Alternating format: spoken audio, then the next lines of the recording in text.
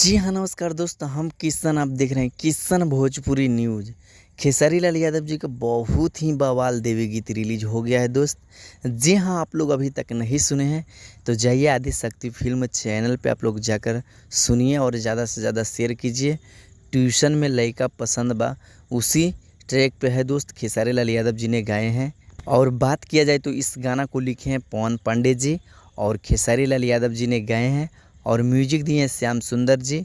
बहुत कमाल का सॉन्ग है दोस्त, बहुत हाई लेवल वीडियो है दोस्त।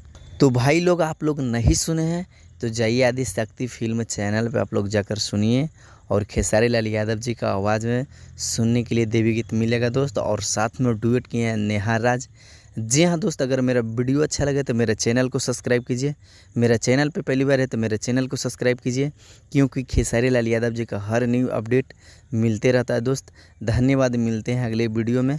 Thank you so much, love you. तो भाई लोग, आप लोग नहीं सुने हैं तो जाइए सुनिए और सुनकर आप लोग गर्दा उड़ा दीजिए। देखे आइल बाड़ू मूर्ति की हमके। जी हाँ, देखे आइल बाड़ू मूर्ति की हमके। खेसारी लाल यादव जी का सॉन्ग आ गया है दोस्त और आप लोग तो हल्का मचाइए। अगर मेरा वीडियो अच्छा लगे तो चैनल को सब्सक्राइब कीजिए। धन्यवाद, मिलते हैं अगले वीडियो में। Love you.